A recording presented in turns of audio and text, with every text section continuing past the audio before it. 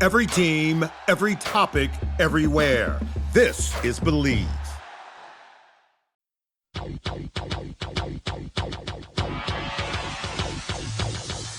Welcome to the Odds Breakers, number one place for shared, sharp betting information. Welcome back to podcast 43 of 2026. I'm your host, Kiev O'Neil. You can follow me on X at OBKiev. Follow us at the Odds Breakers. Follow us on social media / the Odds Breakers. This episode is being brought to you by FanDuel Sports, a proud partner with the NFL. If you'd like to support the Odds Breakers and benefit from our premium plays, please visit theoddsbreakers.com, click shop, become a member, pick any of winning cappers, get the premium plays before the line moves. You can also support us on patreon.com. If nothing else, please visit the Odds Breakers, become a free Picks and Telegram subscriber. We are back, my friends, and if you've noticed, down to one podcast a week for the time being. And, just NFL and college football. That's all I've been really focused on. Obviously, I'm doing my day-to-day NBA and MLB betting. MLB is kind of, a little shaky for myself. UFC has been bad. NBA's been good. Kind of finding that happy zero ground, which I guess with juice is not super happy, so you got to beat that. The good news is there's a lot more ways to bet these days. There's Kalshi, futures markets, and there's ways to bet on every single game. There's peer-to-peer networks, more and more that are coming out, and that might even be the future of sports betting. To sportsbooks' chagrin, they're just going to make a small cut off, some of those bets, and the books might get smaller and smaller as it is. It's almost going to just kind of turn into sports bars in a way. I think there's just way too many options out there these days, and you wonder about the future of some of these big outfits, William Hill and Caesars. The good thing about the local places, they're fun still, like the Circa. You stay at the hotel, you go into the hotel that's got the app anyway. I think those types of places will definitely last, but you wonder about the DraftKings and the FanDuel, if what they're doing is really sustainable. They have a hell of a menu out there, but more and more of that market share is going to be inched away, so I'm curious to see the future of it, but I believe that the peer-to-peer is going to be more of a nationwide way of betting more than just something local. So very curious on how the future of sports betting is going to pan out. But speaking of futures, that's what we're talking about today is NFL and possibly some futures and, where we could possibly find some value. But, throughout the next month or two, we're going to be just focused on NFL. We'll have guests here and there. College football will pop in. We'll do a little bit of Belmont stakes, maybe a little U.S. Open in golf, and, continue on throughout the summer to get to the preseason where we also focus our efforts on with some big information on motivation, coaching changes, who teams are starting, and how to bet the preseason football. So still locked and loaded for the whole summer. And then obviously it's full go come August, September when college football and the NFL starts. But this is going to be a quicker show because we're just talking about the NFC North here. I plan on being on vacation in about a week and a half. I'm going to be in Playa del Carmen, right south of Cancun. We have a timeshare there. And I plan on hopefully recording a podcast before I go out there for the following Wednesday, / Thursday, so you guys can get some information from us and we don't skip a beat here at the Odds Breakers. But without further ado, going solo, let's get into the NFC North. A lot like 2024, the NFC North in 2025 proved to be one of the top two strongest divisions in football. Believe it or not, no team finished under 500 in a 17-game schedule. That was insane. Can you believe that? Even the Vikings, believe it or not. I think that there was a lot of change in the standings in the division. We'll go over that. But when it comes to the futures, it seems to be the same old, same old. For 2026, the lowest season win total out of the North actually is the Vikings at 8.5. So they expect every team to be average or better. When I say they, I mean the marketplace. These teams are just going to beat each other up in the North. as tough as the games are going to be, the scheduling gods were not so bad this year because the NFC North has to play the AFC East, and you got the Bills and the Patriots, and then you got the Jets and the Dolphins. So you have easier games there with the Jets and the Dolphins, and then the NFC South, which is maybe the worst division of football, right? Isn't that what we say? It's not the AFC South, it's the NFC South this year. And there's a pretty big difference between a first-place schedule and a last-place schedule in the NFL. And that's going to dictate the futures odds, really, is the schedule. Health is always going to be a question when it comes to who wins this thing. But another big difference, these teams all had 9-11 wins. I find that interesting. All 4 of these teams either had 9, 10, or 11 wins. Actually, 9 or 11 wins, because we also even have a tie that happened in this division here. So the NFC, I will say, gets an extra home game in general over the AFC, being that this is our first preview of a division. I wanted to mention that. So the NFC does have the extra home game.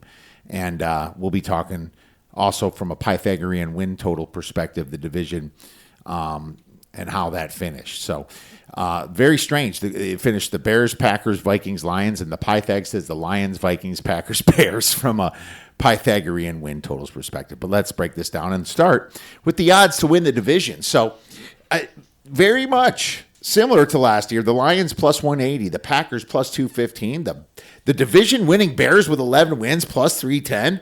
Whoa, where's the respect here? And the Vikings plus 500 to win the division. We'll start with the Chicago Bears. Vegas win total 9.5. That's all you get in 2025 wins were 11. Pythagorean wins, the lowest, the biggest difference, I should say, 2.96 game difference, 8.04. Schedule medium hard at large games versus the Eagles, at the Seahawks, and versus the Jaguars. Schedule last year was medium.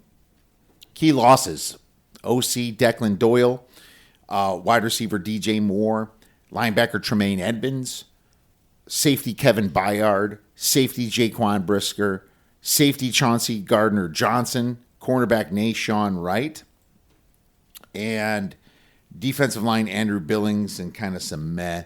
Key additions: safety Kobe Bryant, defensive line Neville Gallimore, cornerback Cam Lewis, and wide receiver Khalif Raymond from the Lions. Who they drafted? They got a safety in Dylan Thieneman, was their number 1 pick from Oregon. Pretty good guy so far. I mean, great numbers, 4.3, 540. Center Logan Jones, tight end Sam Roush from Stanford. Wide receiver Savion Thomas, cornerback Malik Mohammed, and linebacker Keyshawn Elliott. So here's my summary. And the Bears, I mean, they had a hell of a season. The Cardiac Bears, mediocre to bad during the first 3 quarters and just heroically amazing in the fourth quarter. Is that sustainable? I'm not so sure. The question, if I had to answer, it's no. How are you going to be bad for 3 quarters and just keep winning at the end? You don't think teams are going to be ready for that? The Bears had the biggest difference in the Pythag, like I mentioned before, 11-8. Turnover luck, plus 22 turnovers. Some of that was great coaching by Ben Johnson, some serious clutch play at the end by Caleb Williams. But this offseason, the Bears took some big hits, big hits in the secondary and the linebacker position, and losing that guy that won those games against the Packers, Mr. DJ Moore. Jaquan Brisker and Kevin Byard was 2 big holes at safety. Also Chauncey Gardner-Johnson. So it's like, where are they going to fill some of those gaps? They signed one in free agency. They drafted one. They're going to have to hit on those. Dennis Allen's back at defensive coordinator. He's going to try to improve this defense. This defense only ranked 21st in EPA. So the Bears were really kind of a below average team in both run and the pass. Against the run and the pass, I should say. The injury to TJ Edwards did hurt this team, so they should be getting him back. But, he'll be back in the mix, and Devin Bush will be there at the linebacker position. But this offense is much stronger, as their biggest loss, I think, was DJ Moore, who was traded to the Bills. But you still got Rome Odunze. You got Luther Burden, who hit from the draft last year. They're going to have to kind of step it up into the number 1 positions I'm concerned some at left tackle because I'm not a big Braxton Jones or Ozzie Trapilo guy. But the rest of the offensive line is certainly above average. If Caleb Williams shows some improvement, the offense will be fine, but the defense is kind of what worries me the most here. From a scheduling perspective, the Bears have the 6th worst ranking of opponents adding up their season win totals. That's how you do it. But they do have the most observed net rest days at plus 15. So that's good. They do not get any teams off the bye week or after a long Thursday night game, which I find is crazy. I think 9 or 10 wins is fair for this Bears outlook. My season number is only 9.02 wins for now. Now, this is a preliminary number. We'll see when I'm all done with all my power ratings, and then we'll add it all up. But right now, 9.02 wins is kind of fair for me. So I lean to the under 9.5 in the season win total, but it's not big enough for me. I need a 10.5 to fire because I still have the Bears as an above average team, well above average, 3 points past the past average. So the Bears power rating will start at 3. The next team is the Green Bay Packers. Vegas win total 10.5 juice to the under at minus 140. You can easily find a 9.5 juice to the over. 2025 wins 9.5 because the tie Pythagorean wins is 9.31. Schedule medium at large versus the Cowboys, which is a little later in the season. You wonder if Michael Parsons is going to come back for that one. At the Rams and versus the Texans.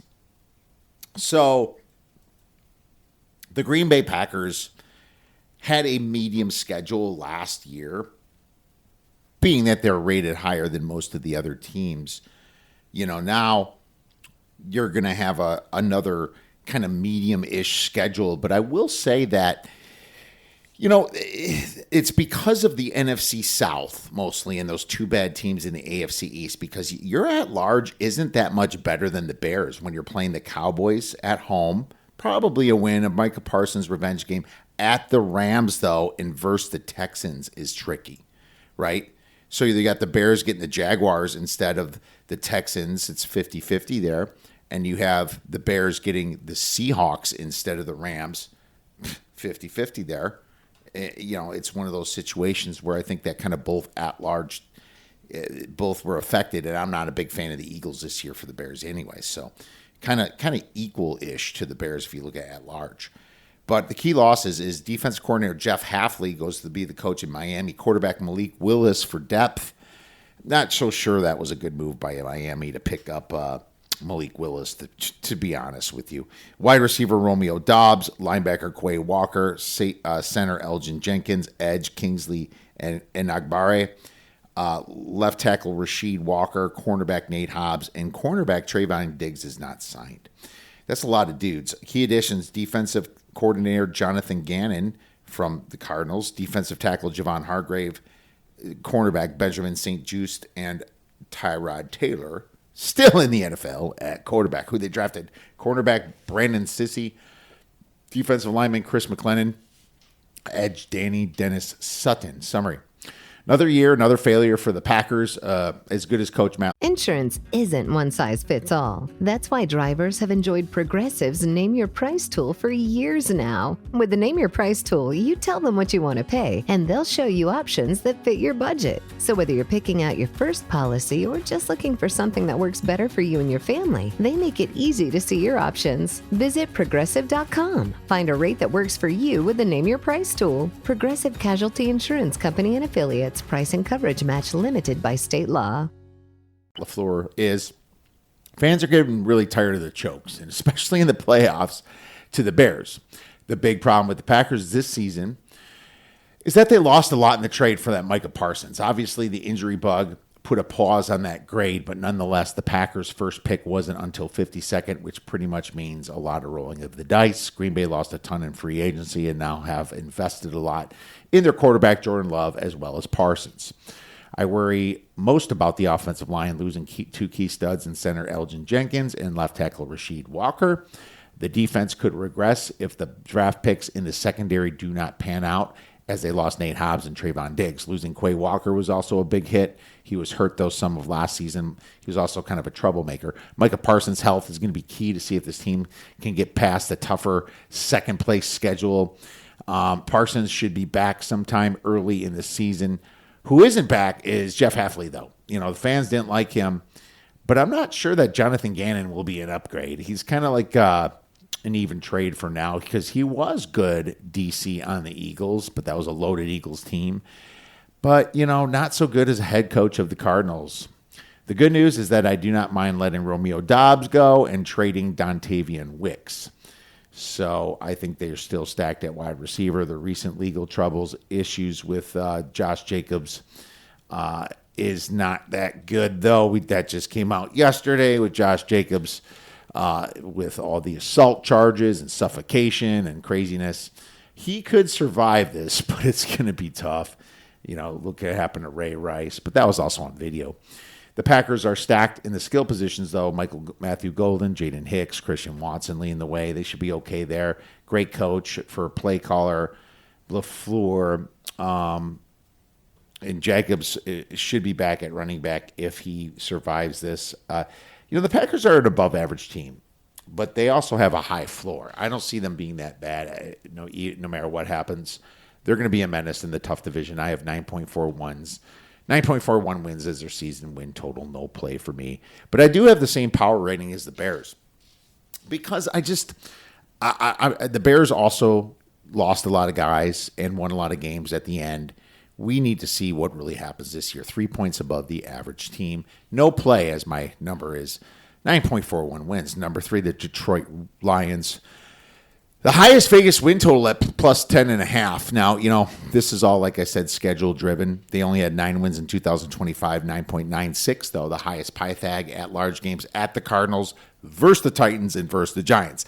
That's definitely a hell of a lot easier, unless the Giants really improve, which I think they will. Schedule last year was medium hard. Key losses, a lot. Offense coordinator John Morton was fired. Linebacker Alex Anzalone was let go. Cornerback Amik Robertson. Defensive line DJ Reader. Defensive line Roy Lopez. Edge Al-Quadin Muhammad. And then a bunch of unsigned dudes that are either retiring or just not getting picked up. Left tackle Taylor Decker is tough. I think he might come back, but man, he screwed up some contract stuff in the offseason. Center Graham Glasgow.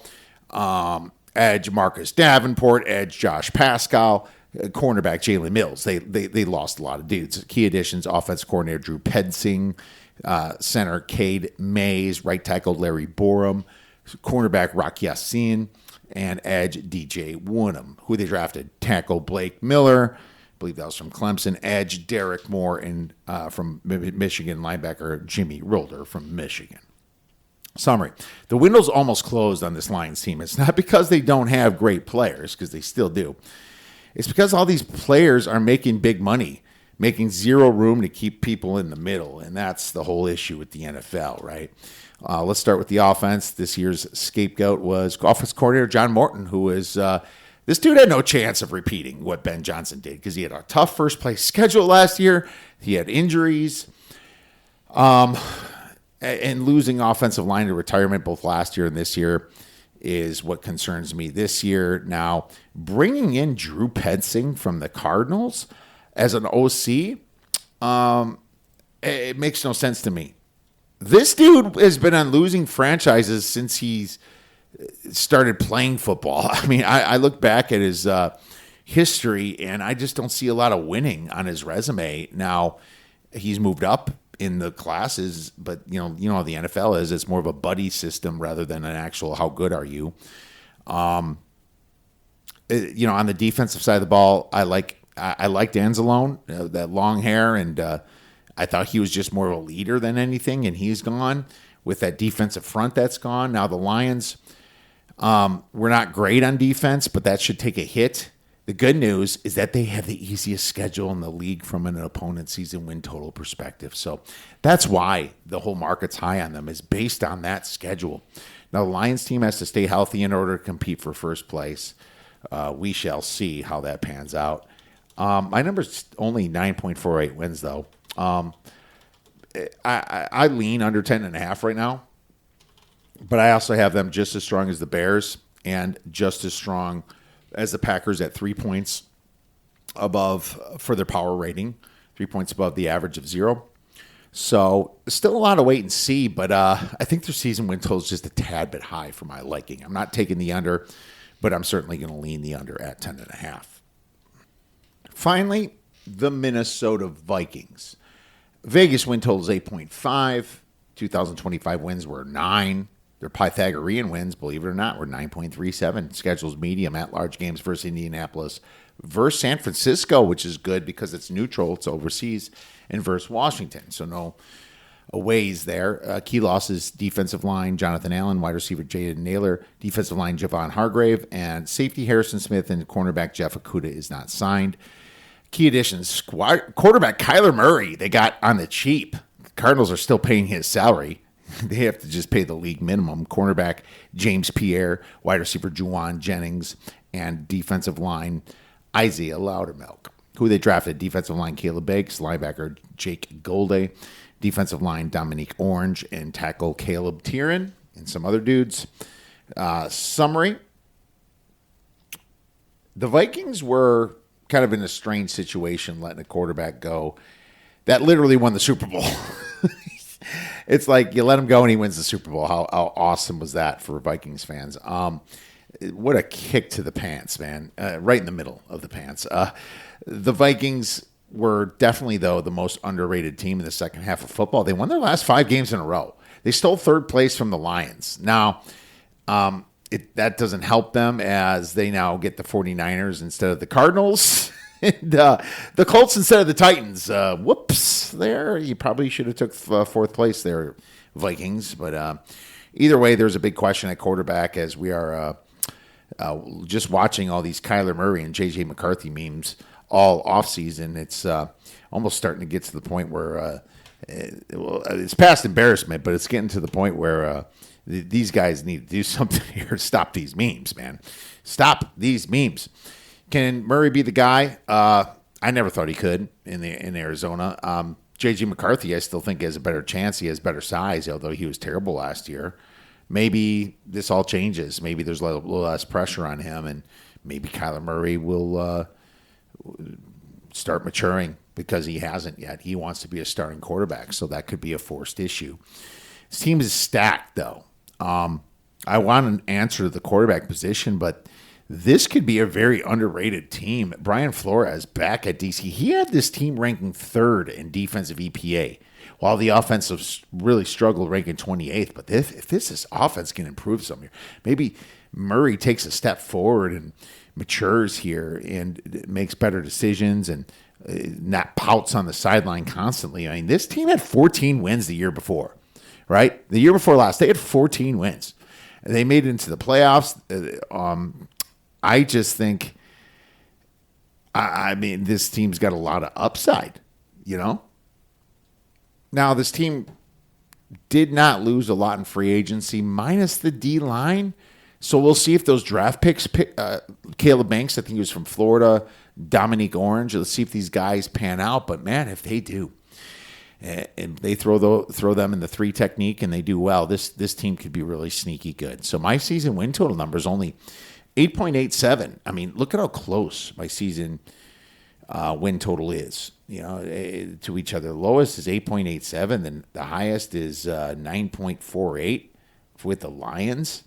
I mean, I just believe, just like, some of the other people prospecting these teams, that there's not a huge difference. That's why the Vikings plus 500 to win the division is the worst odds, and the Lions is plus 180. Very bunched up division in general, but there is a bet that I do like, and this will be my best bet of the show. I like the Vikings to make the playoffs at plus 166, but only for a half unit. I think that the Vikings can improve with Kyler Murray. I've seen Kyler Murray make the playoffs. There's a lot of variance to that, but we're not betting plus 100 here to make the playoffs. 14 teams out of 32 make the playoffs. That's almost half, right? 16 is half.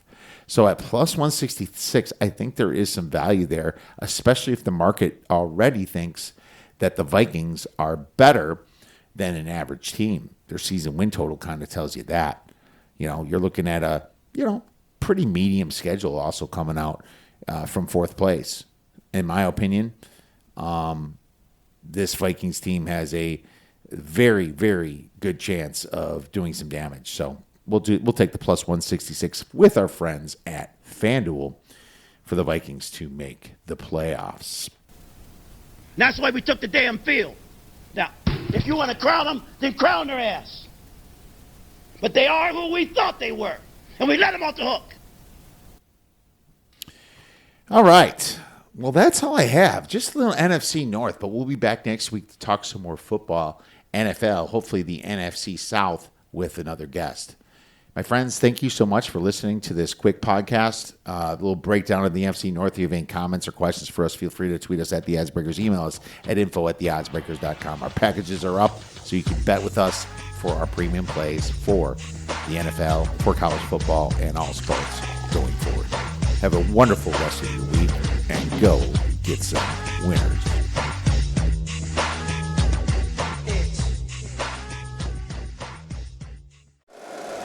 If you like the show, please take a moment to rate, review, and subscribe. It really does help the show to grow. Thank you for listening.